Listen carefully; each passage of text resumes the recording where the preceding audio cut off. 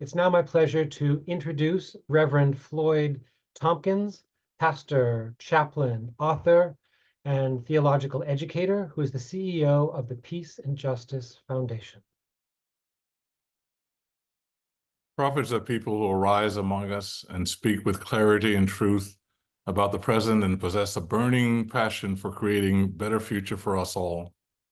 They magnify the voices of those who have been discounted or marginalized and suppressed in the name of modern hegemony.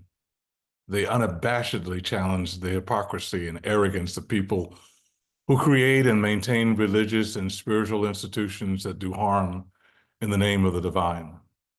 There has never been a liberation movement in any community that has not needed prophets. The Reverend Brandan Robertson has arisen as a prophet.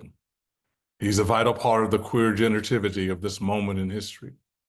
His work in deconstructing the Christian Bible, exposing and challenging the crushing heterocentric assumptions of the church, and challenging the presumed gender norms of the day are pivotal in the more extensive work of establishing the beloved and inclusive community for us all. For his efforts, Brandan has endured criticism and backlash, which are a part of the lives of all people who work for justice and peace in this world nowadays. Brandan does not shrink, however, from his critics or apologize for their discomfort.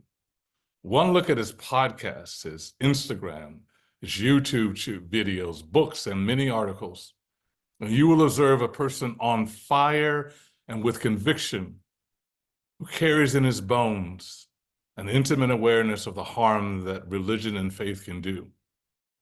But you will also see a hopeful witness about the promise of faith to heal, empower, and strengthen our individual and corporate relationships.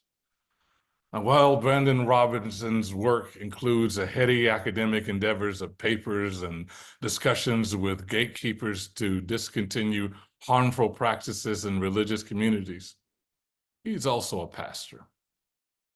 He is at work in his own faith community, building new and discovering old forgotten ways through faith to recover from religious, spiritual, and psychological trauma. He is an amazing human being.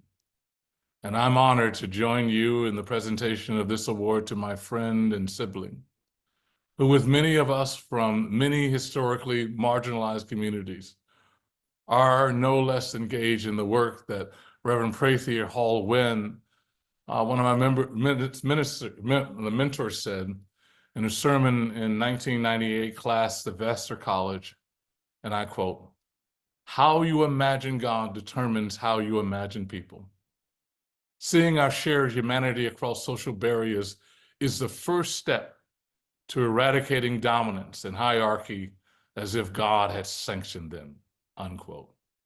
Today, we celebrate the work of imagining God and working together to build a future where all are welcomed and celebrated.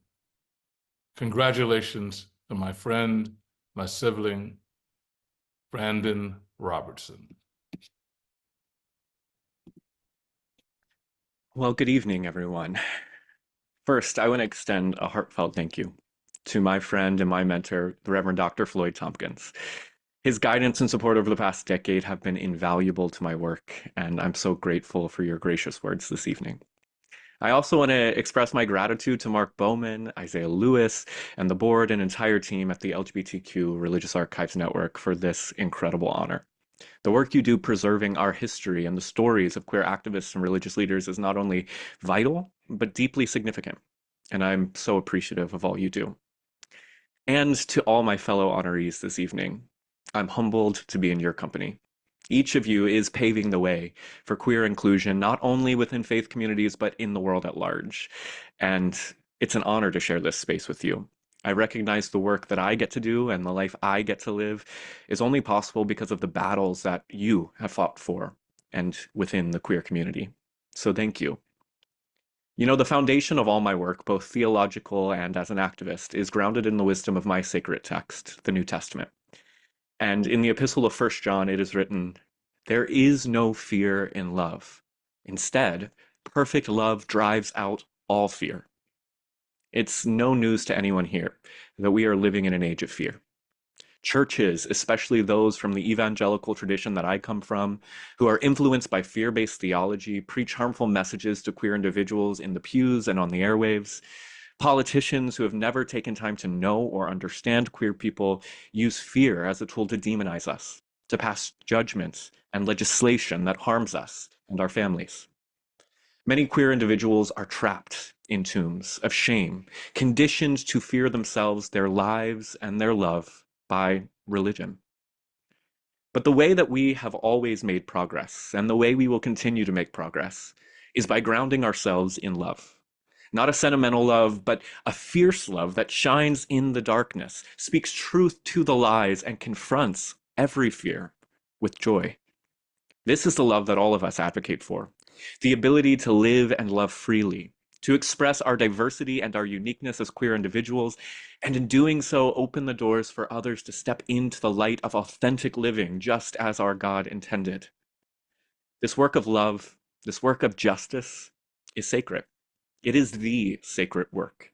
It is the way we fight hatred and fear in a society today, through relentless, radical commitment to fierce, prophetic, divine love. In my own life, it's always those who dare to share God's love with me, to stand with me in periods of rejection and abuse, to encourage me and continue to encourage me to pursue my calling as a minister of the gospel in the face of loud voices who told me I was unworthy to do so. It's those voices that have helped fuel me, to keep me holding on to my faith and continue to believe that a better world is possible. And today I stand as a pastor, a theologian, and as an activist because I believe and have encountered the power of radical love, a love that has expelled my fears about myself, my fears about God, my fears about the church. Love has been my only hope in the dark nights of the soul when the voices of hatred and disdain threaten to overwhelm me. Love continues to be my strength, my peace, and the only message I know that can bring about the more beautiful world that our hearts know is possible. Love is how we've always overcome. Love is how we'll continue to overcome. And in the spirit of the God who I believe is love, may we all continue to overcome together for the inclusion and celebration of all of God's beloved queer children. So thank you all so much. Again, it's such an honor to be with you, and I'm so grateful to be here this evening.